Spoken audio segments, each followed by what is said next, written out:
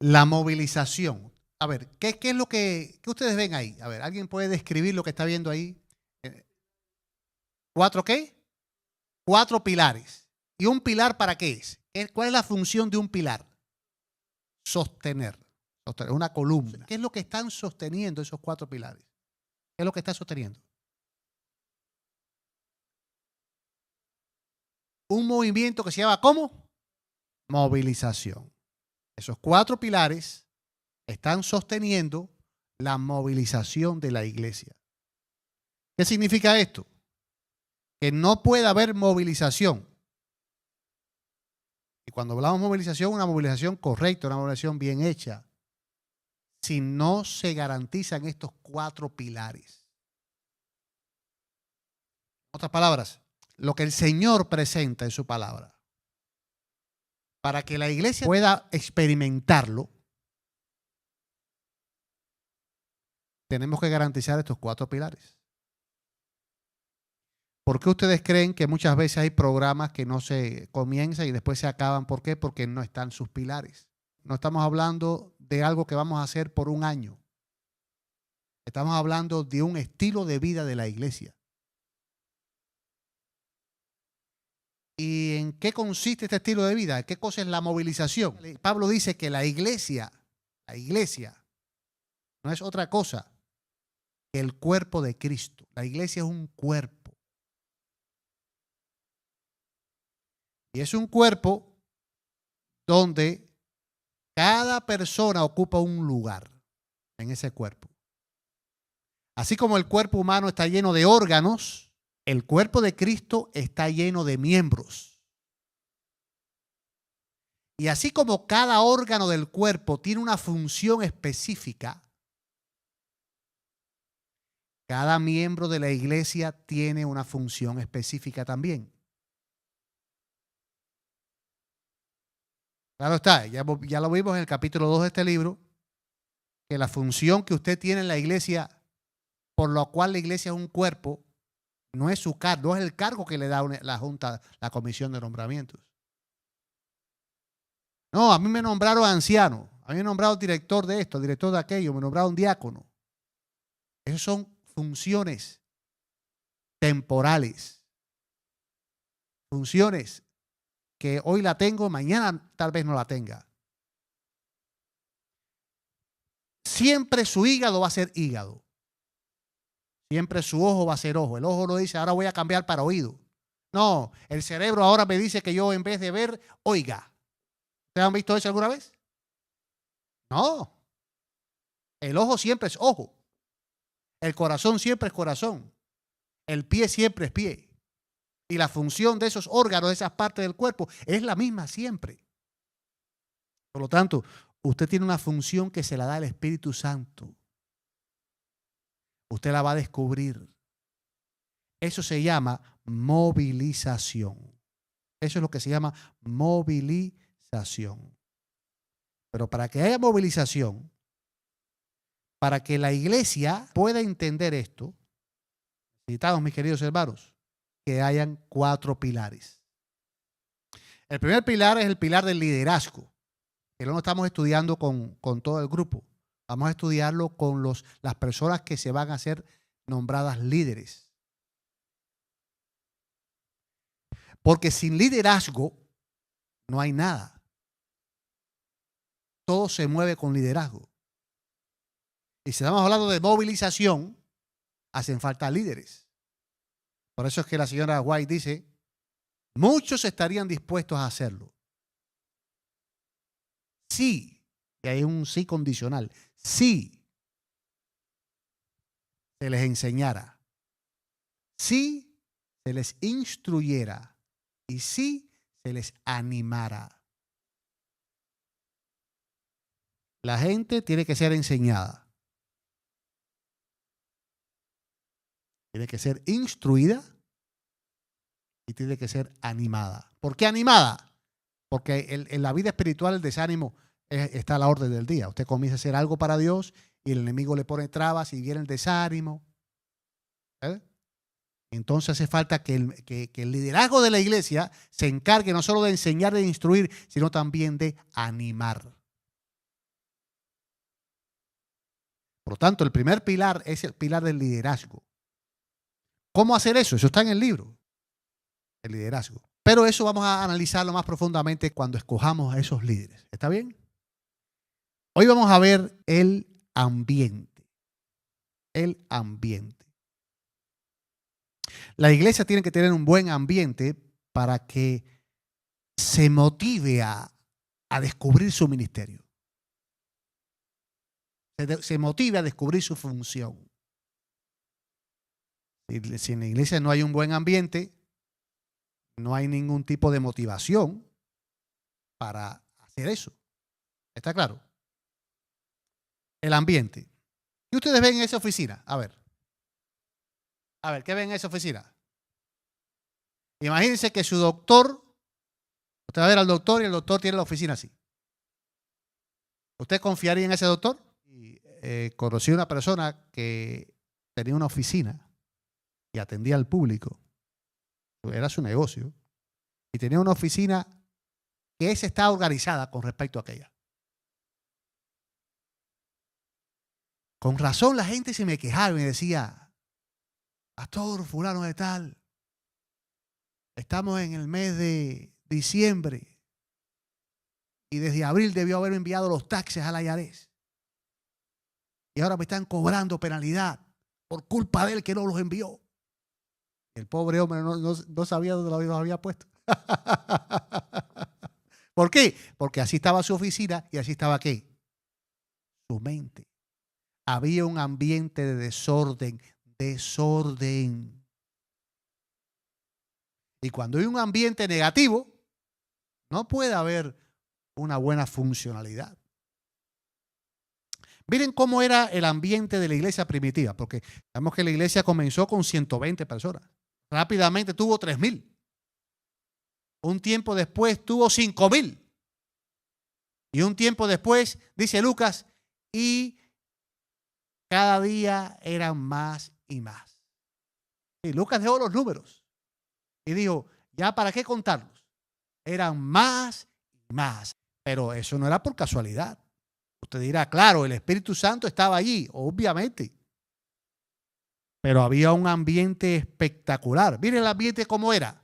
Dice que perseveraban en la doctrina de los apóstoles. Gente que iba al culto a aprender. Dice que también perseveraban en la comunión unos con otros, en el partimiento del pan y en las oraciones.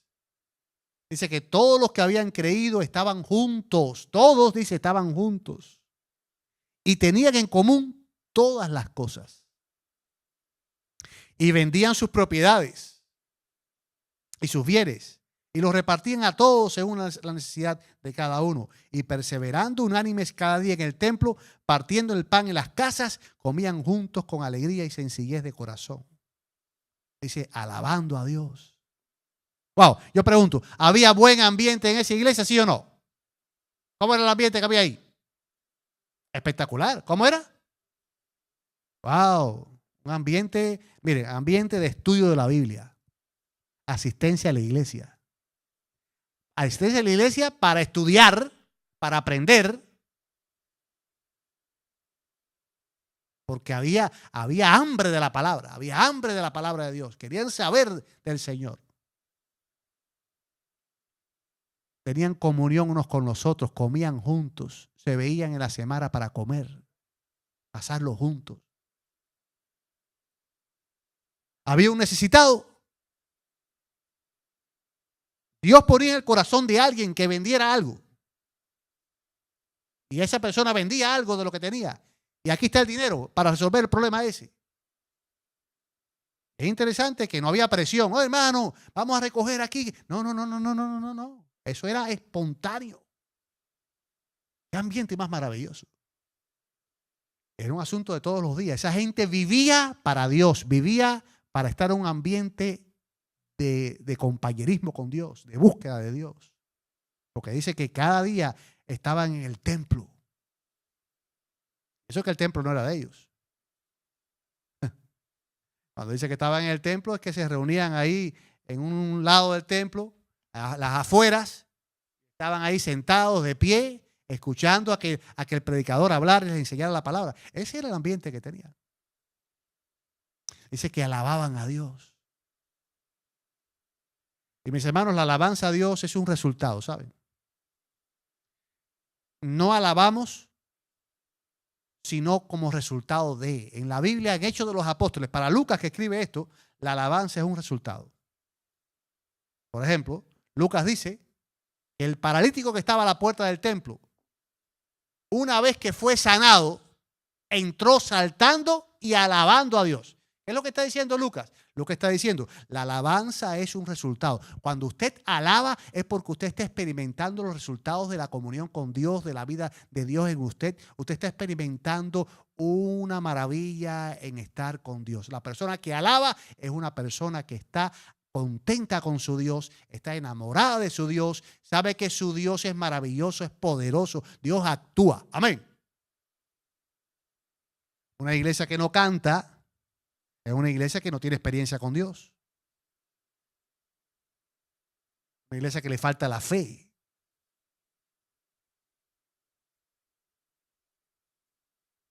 Si usted está contento con su Dios, alábelo. Amén. Alábelo. Y miren lo que pasaba. Miren lo que pasaba. Dice, y teniendo favor con todo el pueblo. ¿Quién es el pueblo ahí? El pueblo ahí es la comunidad. El pueblo ahí es el target de ellos. El pueblo ahí es el blanco de ellos. El pueblo ahí es el objetivo misionero de ellos. ¿De dónde ellos iban a conseguir nuevos conversos? ¿De dónde? Del pueblo. Pero el mismo pueblo ahora está contento con ellos. Porque el mismo pueblo dice, a ese grupo es maravilloso estar porque hay un ambiente extraordinario. ¿Están siguiendo? Cuando la iglesia quiere tener un impacto ante el pueblo que quiere alcanzar para Cristo, la iglesia tiene que mejorar su ambiente. Amén. ¿Y cuál fue la respuesta? El resultado. Y el Señor añadía cada día a la iglesia los que habían de ser salvos. Los que habían de ser salvos. Ahora, un par de detallitos curiosos. El primero es que ellos tenían hambre de la palabra. Ya lo vimos el sábado. Ellos tenían hambre de la palabra. Mis hermanos, anhelamos que en nuestra iglesia sea una iglesia que tenga hambre y sed de Dios. Que haya deseos de aprender. Que haya deseos de conocer. Que usted venga a la iglesia a aprender. Usted viene a la iglesia con su Biblia, sea digital o impresa. Usted viene ahí a marcar. Cualquier duda, usted se comunica y quiere salir de las dudas. Usted quiere aprender, usted quiere conocer de la palabra de Dios. Hay un grupo pequeño donde se presenta la palabra de Dios, ahí está usted. Hay un culto, ahí está usted. En el día usted busca el espacio para estudiar la palabra, para meditar en ella. Hay un detallito aquí muy interesante y es que dice que ellos comían con sencillez de corazón. Ellos se reunían y había sencillez de corazón. Y la palabra sencillez de corazón, que se traduce del griego, significa sin una piedra. Sin una piedra. Ellos no tenían ninguna piedra. Ustedes conocen la expresión, me caes como una piedra en el zapato. ¿Ustedes la han escuchado alguna vez? ¿Qué significa? ¿Cuándo una persona le cae a uno como una piedra en el zapato? A ver, ¿cuándo? Le cae mal. ¿Y por qué? A veces yo estoy caminando y se entró una piedrecita y uno trata de acomodársela, ¿no? Acomodarse. La acomodé adelante y ya no va a molestar ahora. Pero cuando camina un poquito más, la piedra se movió y sigue molestando hasta el momento que uno tiene que pararse, quitarse el zapato y sacudir. Pero lo interesante es que en esa iglesia no había piedras. Dice, esa gente estaban sin piedras. Ahí no había piedras. ¿Y ustedes creen que no habría gente complicada ahí? Porque hay gente complicada en todas partes. Cuando usted está envuelto en la palabra de Dios, cuando usted está alabando a Dios, usted aprende a soportar mejor a sus hermanos en Cristo.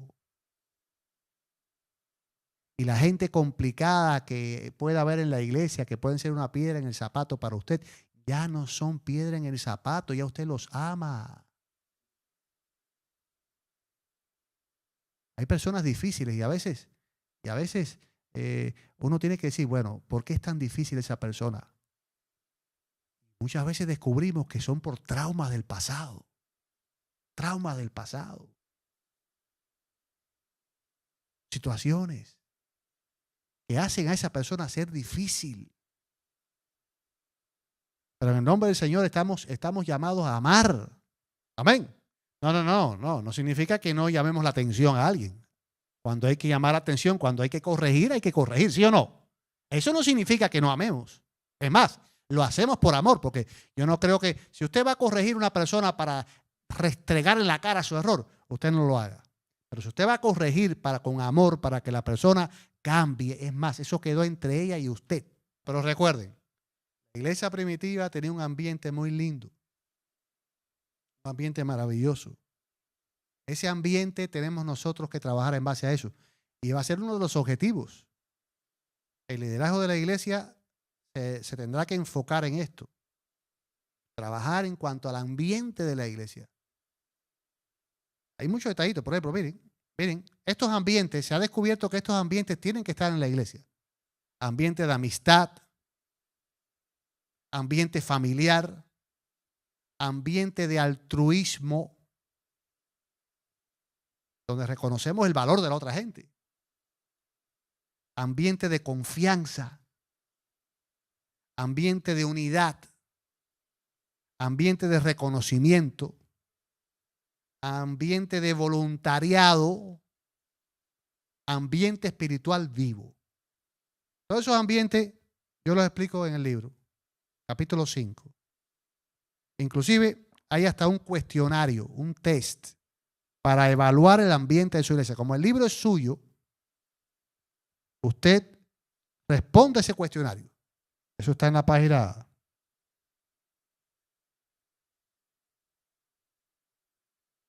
96 a la 99. Está ahí el cuestionario para medir el ambiente de la iglesia.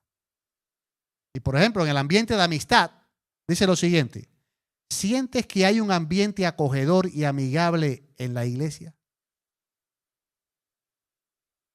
¿Te sientes bienvenido por los miembros de la iglesia? ¿Te sientes valorado por otros miembros de la iglesia? ¿Tienes amigos cercanos dentro de la iglesia? ¿Te sientes cómodo socializando después de los servicios? ¿Ves? Son preguntas que usted va a responder de la 1 a la 5. El 1 es muy poco y el 5 es mucho. Y así, después está el ambiente familiar. ¿Sientes que tus hermanos en Cristo son como una familia para ti? ¿Recibes apoyo y cuidado de otros miembros de la iglesia en momentos difíciles? ¿Hay actividades específicas para familias en la iglesia que fortalecen los lazos entre ellas? ¿Sientes que la iglesia se preocupa por ti y tu familia? Todas esas preguntas deberían ser contestadas con mucho. Vamos a darnos cuenta en qué estamos fallando y todo eso hay que empezar a corregirlo, porque el ambiente de la iglesia es algo que hay que garantizar con la ayuda de Dios. ¿Para qué? Para que el pilar de la movilización esté bien firme y la iglesia pueda ser movilizada. Porque una iglesia que tiene un ambiente bueno, ¿tiene madera para movilizar, sí o no? Claro, cuando hay peleas entre nosotros, nadie se preocupa por nadie, hay alguien necesitado y hay alguien y nadie se preocupa, alguien enfermo y nadie se preocupa. Una iglesia que no puede ser movilizada. Es importante que sepamos que el pilar del ambiente es un pilar que hay que trabajar en él. Yo quiero hacerte un llamado a ti que estás aquí presente en esta noche, a que tú seas un iniciador de un mejor ambiente. Si yo me comprometo a ser un transmisor, un elemento de buen ambiente, ¿qué significa esto? Significa lo siguiente. Por ejemplo, Dora viene donde estoy y me dice: mira, hermano Joel, tal cosa, me empieza a hablar mal de Joel. Y yo entonces le digo a la hermana Dora: Oh, hermano Joel, bueno. Wow, tremendo, no sabía eso. Es un sinvergüenza entonces. Perdone, hermano, perdone que. Y entonces yo voy con otra persona y digo, mira lo que me dijo la hermana Dora, que Joel.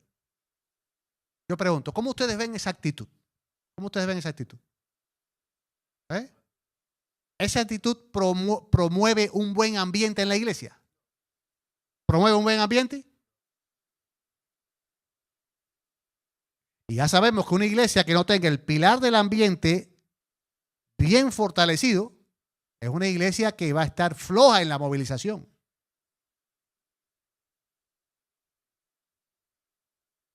¿Me está siguiendo, hermano? Por lo tanto, cada persona aquí presente, yo quiero invitarlo a que se comprometa a que nuestra iglesia va a mejorar en su ambiente, comenzando por usted. ¿Cuántos quieren que sea así? ¿Cuántos van a orar? A ver, ¿cuántos van a estar orando firmemente para que nuestra iglesia tenga un ambiente espectacular? Yo no creo que el ambiente que tenemos sea muy malo, pero siempre hay que mejorarlo. Hay que perfeccionarlo. Porque no es que tengamos un ambiente regular, es que tenemos que tener un ambiente excelente. ¿Nuestro ejemplo cuál es? La iglesia apostólica. Esa iglesia que ya vimos aquí en Hechos de los Apóstoles, capítulo 2. Qué ambiente más lindo tenía. ¿Por qué ustedes creen que Dios motivó a Lucas a que escribiera eso? Para que nosotros hoy imitemos ese ambiente.